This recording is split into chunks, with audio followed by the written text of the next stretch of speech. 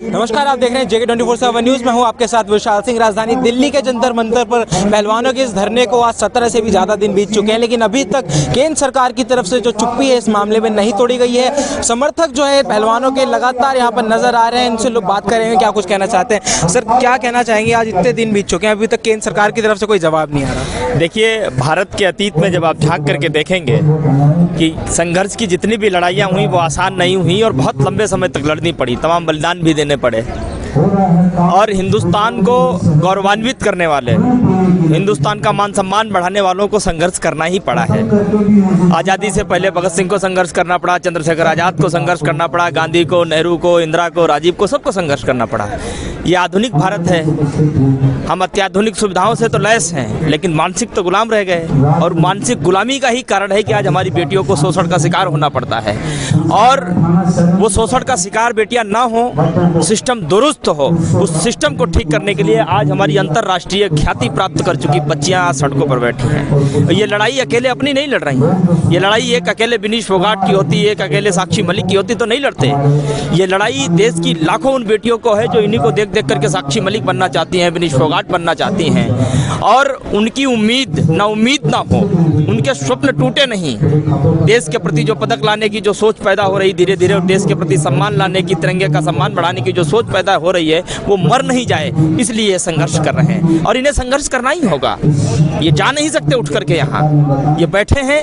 पूरा देश आज इनके साथ खड़ा। और एक बात मैं बहुत मजबूती के साथ कहता हूँ, ये लड़ाई न्याय और अन्याय की है।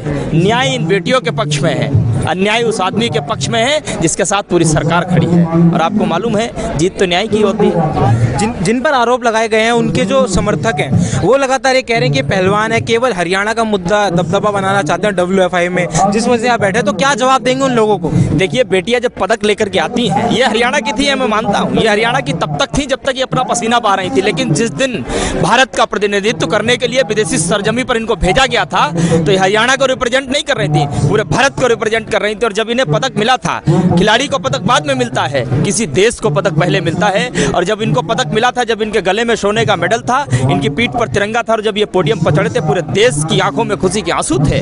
आज उसी देश से मैं पूछता हूँ, जिन्होंने आपको खुशी के आंसू दिए हों, आज उन्हीं बच्चियों की आंखों में दुख के आंसू हैं, दर्द के आंसू हैं, तकलीफ के आंसू हैं। तब कहाँ हैं? हर घर से हर बेटी को निकलने की जरूरत है, हर बेटे को निकलने, एक एक दरवाजे से आवाज उठने की जरूरत है। और यही तो हिंदुस्तान की मांग है। और भी लोग हैं, उनसे बात करेंगे। सर, क्या कहना चाहेंगे आप? हम स्मृति ईरानी की बात करते हैं, उनकी बेटी पर कुछ बात होती है तो वो एक पीसी करती हैं और रोती हैं उसमें, लेकिन अब बेटियां जो है इतने दिनों से बैठी, अभी तक कुछ नहीं बोला है। वहीं आज केरला स्टोरी की स्पेशल स्क्रीनिंग देखने के लिए गई है। ये झांसी की रानी का देश है, ये रानी लक्ष्मीबाई का देश है। यहाँ पर महिलाओं ने शुरू से संघर्ष किया है, और जब उन्होंने लड़ाई लड़ी थी तब अंग्रेजों से आज़ादी दिलाई थी। हमारी ये बेटियाँ, हमारी ये बहनें, इन्होंने विदेशियों को धूल चटाई है, तो ये देश के गद्दारों को तो कभी भी पटकनी दे सकते हैं। और ये पटकनी देने के बाद इनको मेडल मिले हैं, तो एक पटकनी ये और देंगी, और इस बार देश के गद्दारों को पटकनी देंगी। और हमें पूरा भरोसा है कि ये जीत के आएंगी। स्मृति ईरानी जैसे गद्दारों के मुंह पर तमाचे मारेंगी, और ब्रजभूषण सिंह जैसे गद्दारों को, रावण को ये जेल के अंदर बंद कराएंगे। तब तक ये लोग नहीं हार मानेंगे। ये देश के पहलवान हैं, ये गौरव है हमारा।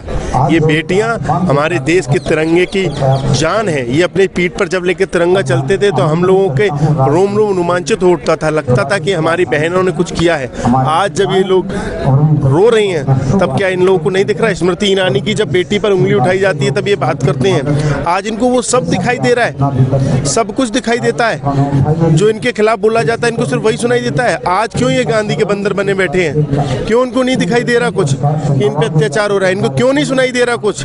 इनकी चीख पुकार नहीं सुनाई दे रही?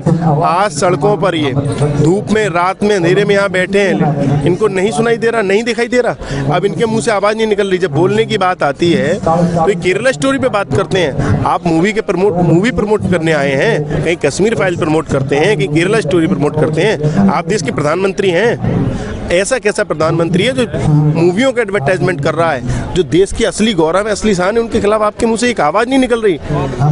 शर्म आनी चाहिए, देश के ऐसे प्रधानमंत्री को शर्म आनी चाहिए जिन्हें अपनी बेटियां सुरक्षित नहीं है और वहां जाकर मंच पर लंबे लंबे चौड़े चौड़े भाषण दे रहे हैं। बेटी बचाओ बेटी पढ़ाओ की बात करते करते इनके दिल के जज्बात निकल के आते हैं जब ये कहते हैं हाँ बेटी पढ़ाओ बेटी पटाओ। और इनकी चिन्मय आनंद हो चाहे कुलदीप सेंगर हो, ये इनकी शैली है, भाजपा की शैली है कि बेटियों के साथ जितना आप अत्याचार करोगे हम आपको इतनी रक्षा करेंगे, हम आपको उतना ऊंचा ले जाएंगे। महिलाओं का मुद्दा चल रहा है, महिला मंत्री चुप है, प्रधानमंत्री चुप है, लेकिन क्या लगता है जनता जो है वो कब तक इस संघर्ष में साथ दे रहेगी इनका?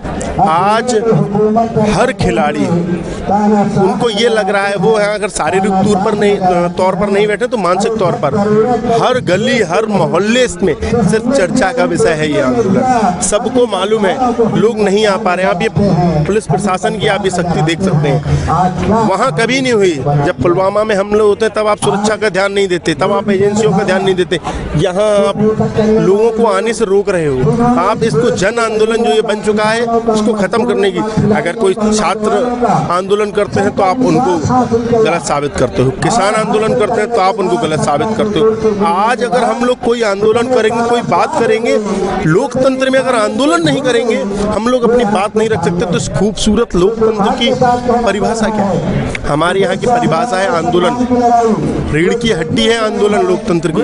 आज उस आंदोलन को कुचलने की तैयारी, आज ये हिटलर शाही जो मोदी चला रहे हैं ये सिर्फ और सिर्फ अपने घमंड और अभिमान में चूर है। इनको झुक जाना चाहिए। इनको झुकना क्या है? आप अपने घर में अगर बच्चे नाराज होते हैं, आप बात करने आते हैं, एक बार गृह मंत्री प्रधानमंत्री ने सोचा कि हमारे घर की बेटियां हमारे देश का गौरव यहाँ सड़कों पर पड़ा है, कि आपने सोचा कि एक बार उनसे बात की? नहीं, आपको ये सब, क्योंकि उनके अंदर जो घमंड और ईमान चूर है वो यहाँ नहीं है। एक आखिरी सवाल लेना चाहूंगा, किसान आंदोलन, एनआरसी के दौरान आंदोलन और पहलवानों का आंदोलन, क्या लगता है अगले साल लोकसभा में कितना फर्क पड़ने वाला है?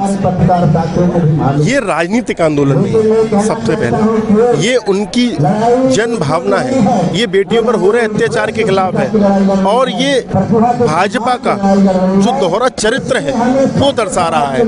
तो ये आम जन फैसला करेगा। उनको समझ आ रहा है कि भाजपा के कथनी और करनी में कितना अंतर है, वो कहते क्या है करते क्या है। आज वही चीज जग जाहिर हो चुकी है। तो इसका असर निश्चित तौर पर हर घर में बेटी है, हर घर में माँ है, और ये उनकी भावनाओं के साथ खेल रहे हैं। उनको लोग समझ रहे हैं, और ये बहन बेटियों को समझ में आ रहा है वो कभी भी भाजपा के साथ नहीं जाएंगी, और इसका असर आपको 2024 में देखने को मिलेगा। तो सर क्या कहना चाहेंगे? पहलवान अभी तक डटे हुए हैं, लेकिन केंद्र सरकार चुप्पी नहीं तोड़ रही है इनके मुद्दे पर।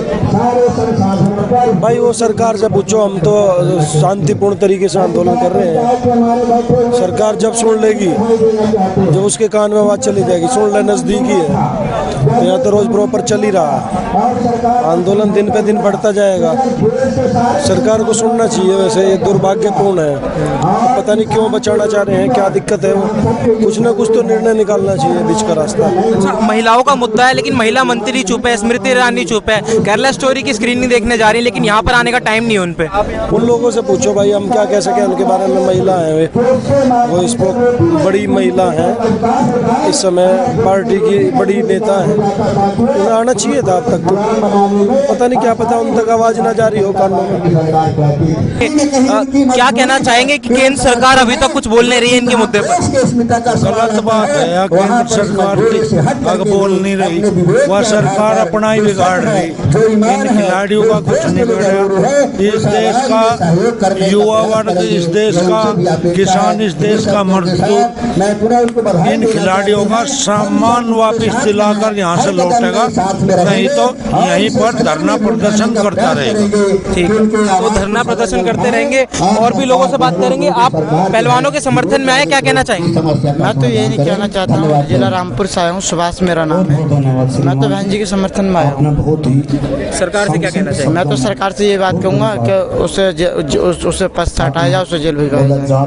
तो जैसा कि आपने देखा और सुना, हमने यहाँ पर जो समर्थक है पहलवानों के समर्थन में लगातार वो आ रहे हैं, 17वें दिन भी पहलवान डटे हुए हैं, लोग भी जो है यहाँ समर्थन करते हुए लगातार नजर आ रहे हैं। आप देख सकते हैं स्क्रीन पर पहलवान जो है यहाँ पर डटे हुए हैं। इससे पहले 3 महीने पहले भी आए थे, एक बार फिर से आना पड़ा है। अभी तक इनकी मांगे नहीं सुनी गई है। इन सभी की एक ही जो डिमांड है वो WFI के अध्यक्ष ब्रजभूषण शरण सिंह के पद से इस्तीफे की मांग ये लोग कर रहे हैं। और कब तक जो है इन लोगों को न्याय मिलता है, ये जो है फिलहाल देखने वाली बात होगी। फिलहाल के लिए इतना ही। कैमरा पर्सन शुभ के साथ जगह 24/7 न्यूज़ के लिए दिल्ली से विशाल सिंह की रिपोर्ट।